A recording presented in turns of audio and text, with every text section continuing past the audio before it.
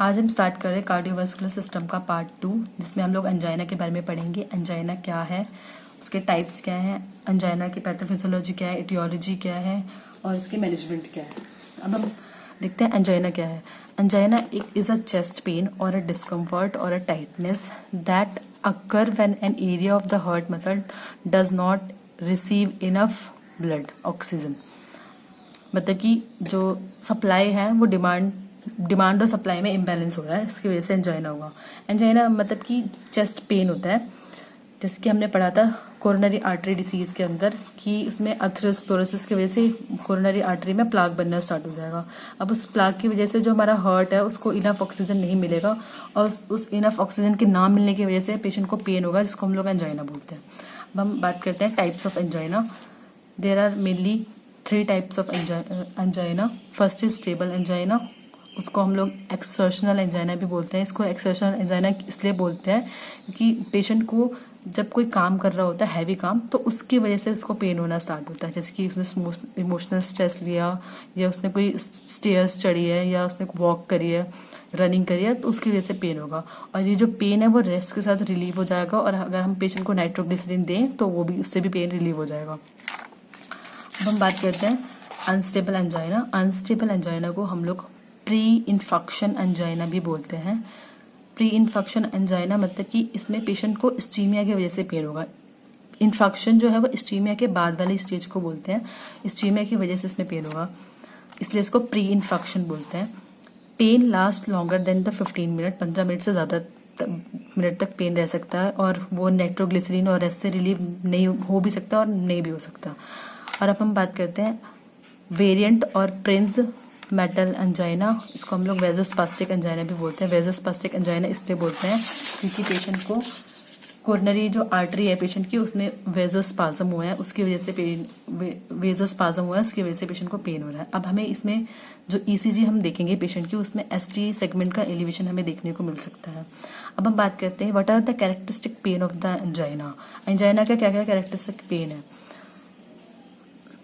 Pen is describe as a mild और moderate. Pain mild और moderate रह सकता है। सबस्टर्नल होगा पेन, क्रशिंग और स्क्वीजिंग और may radiate to the shoulders, arms, jaw, neck and back. और जो पेन है वो 15 से 20 मिनट तक रह सकता है और रिलीव्ड बाय नाइट्रोग्लिसरीन और बाय टेकिंग रेस्ट। ये तो हो गई, ये हमने बात करी कैरेक्टरिस्टिक ऑफ एंजाइना पेन। अब हम बात करते हैं इसकी क्या इटियोलॉजी है। इटियोलॉजी किस वजह से होता है एंजाइना। कोरोनरी आर्टरी स्पाज्म जो हमने थर्ड टाइप ऑफ एंजाइना पढ़ा था उसकी वजह से। अथेरोस्क्लेरोसिस जो हमने फर्स्ट पढ़ा था स्टेबल एंजाइना। कोकीन का यूज कर excessive use of cocaine. Blockage of coronary artery by blood clot, blood clot की वजह से ब्लॉकेज हो गई है कोरोनरी आर्टरी में, जिसकी वजह से जो हमारे हार्ट है उसको इनफ ऑक्सीजन नहीं मिल पा रहा है, उसकी वजह से। इन्फ्लेमेशन और infection of coronary artery, again उसमें भी यही होगा कि इनफ ऑक्सीजन नहीं, डिमांड नहीं मिल पा रही है, सप्लाई नहीं मिल पा रही है हार्ट को। अब हम आगे बात करते हैं what are the pathophysiology of angina. Pathophysiology में क्या होता है। एथेरोस्क्लेरोसिस हुई पेशेंट को, या एथेरोस्क्लेरोसिस की वजह से हो सकता है, या तो आर्टीरियल स्पाज्म हुआ है पेशेंट में, या तो एथेरोस्क्लेरोसिस के साथ साथ प्लाक जो हमारा बना था वो स्प्लिट हो चुका है या थ्रोम्बस में बदल गया वो। अब इन तीनों की वजह से क्या होगा। एथेरोस्क्लेरोसिस की वजह से ग्रेजुअली ऑब्स्ट्रक्शन होना स्टार्ट हो जाएगा। आर्टीरियल स्पाज्म की वजह से सडन रिवर्सिबल ऑब्स्ट्रक्शन हो जाएगा कोरोनरी आर्टरी में। एथेरोस्क्लेरोसिस या प्लाक स्प्लिट या थ्रोम्बस की वजह से ऑक्लूजन होना स्टार्ट हो जाएगा। आर्टरी बिकम ऑक्लूडेड, पतली नैरोइंग होने लग जाएगी आर्टरी। अब इन तीनों का अल्टीमेट रिजल्ट होता है स्टीमिया। स्टीमिया की वजह से पेशेंट को हुआ हाइपोक्सिया। स्टीमिया मतलब कि इनफ ऑक्सीजन हमारा ब्लड सप्लाई नहीं कर पा रहा है उस पर्टिकुलर जगह पे, इसकी वजह से स्टीमिया हुआ। That leads to hypoxia. Hypoxia मतलब रिड्यूस्ड ऑक्सीजन डिमांड, जिसकी वजह से अनस्टेबल एंजाइना होता है। और फिर ये आगे फर्दर कॉम्प्लिकेटेड थ्रोम्बोलाइसिस बना लेता है, जिसकी वजह से अनस्टेबल एंजाइना होता है। ये तो थी पैथोफिजियोलॉजी ऑफ एंजाइना। अब हम बात करते हैं what are the sign and symptoms of angina. Pain, sweating, pallor, dyspnoea, palpitation and tachycardia, dizziness, hypertension, syncope. Pallor मतलब paleness, and dyspnoea, difficulty in breathing, sweating हो सकता है, पाल्पिटेशन, टेकिकार्डिया, डिजीनेस और हाइपरटेंशन और सिंकोप। ये तो थे sign and symptoms of angina. अब हम बात करते हैं what are the diagnostic studies of angina. ECG में हमें क्या देखने को मिलेगा? Reading were normal during rest के दौरान रीडिंग नॉर्मल होगी, बट जब पेशेंट को पेन आएगा तो उस दौरान हमें एसटी सेगमेंट का और टी वेव का इन्वर्जन देखने को मिल सकता है ईसीजी में। सेकंड, स्ट्रेस टेस्ट करेंगे। स्ट्रेस टेस्ट में क्या होता है कि हम पेशेंट को 10 से 15 मिनट के लिए वॉक कराते हैं या ट्रेडमिल वॉक कराने के लिए बोलते हैं, फिजिकल एक्टिविटी करवाएंगे पेशेंट को। अब उस फिजिकल एक्टिविटी के दौरान पेशेंट की जो ईसीजी और वाइटल्स की मॉनिटरिंग करी जाएगी, और चेस्ट पेन अगर पेशेंट को हो रहा है, ईसीजी में वाइटल साइन में अगर हम देखेंगे चेंजेस, तो इसका मतलब है कि पेशेंट को इस चीज में हो रखा है। Cardiac catheterization give information about patency of coronary artery. Coronary artery की पेटेंसी के बारे में बताएंगे। ये मेरी फर्स्ट वीडियो में मैंने आपको कार्डियक कैथेटराइजेशन के बारे में बताया था।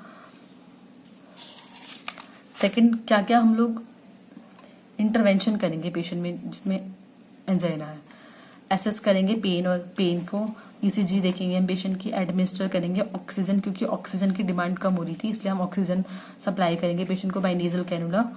एसेस करेंगे vital sign, continuous cardiac monitoring करेंगे, एडिक्वेट रेस्ट देंगे पेशेंट को, सेमीफाइलर पोजीशन देंगे ताकि लंग्स में इनफ अमाउंट ऑफ ऑक्सीजन जाए और वो हार्ट की तरफ रीच हो। पुट करेंगे आईवी की पेटेंसी को मेंटेन करेंगे। और हम बात करते हैं what are the surgical procedure of angina. क्या क्या हम सर्जिकल प्रोसीजर कर सकते हैं? फर्स्ट हम पीटीसीए कर सकते हैं, परक्यूटेनियस ट्रांसलुमाइनल कोरोनरी एंजियोप्लास्टी। इसमें हम लोग सेम कोरोनरी आर्टरी में एक बलून टिप्ड कैथेटर इंसर्ट करेंगे और वो कैथेटर को इन्फ्लेट कर लेंगे, तो जो प्लाग है वो नैरो हो जाएगा, जिसकी वजह से ऑक्सीजन सप्लाई जो है हार्ट को मिल जाएगी। सेकेंड, हम लोग एंजियोप्लास्टी कर सकते हैं और एर्थ्रोस्टोमी कर सकते हैं। एर्थ्रोटोमी मतलब रिमूवल ऑफ द प्लाग, जो हमारा प्लाग बना है एथेरोस्क्लेरोसिस की वजह से, उसको रिमूव कर सकते हैं।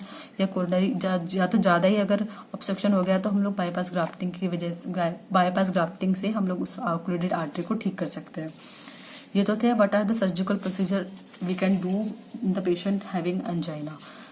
अब हम क्या क्या मेडिकेशन यूज कर सकते हैं पेशेंट को, अगर पेशेंट को एंजाइना हो रखा है तो बीटा ब्लॉकर कर सकते हैं। हाइपरटेंशन है तो उसको प्रिवेंट कर सकते हैं।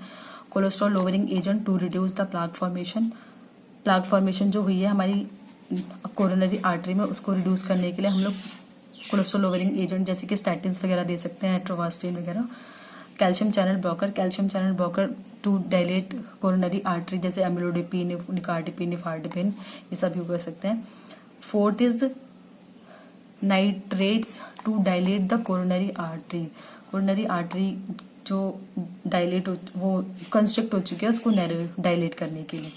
Anti platelet therapy to inhibit the platelet aggregation to reduce the risk of angina. अब जो हमारा यहाँ पर प्लाग बना हुआ है इसमें फर्दर प्लेटलेट एग्रीगेशन नहीं हो जाए, जिसकी वजह से कॉम्प्लिकेशन एमआई को प्रिवेंट करने के लिए हम लोग एंटी प्लेटलेट थेरेपी यूज करते हैं। दैट्स इज फॉर, ये था हमारा एंजाइना। Thank you.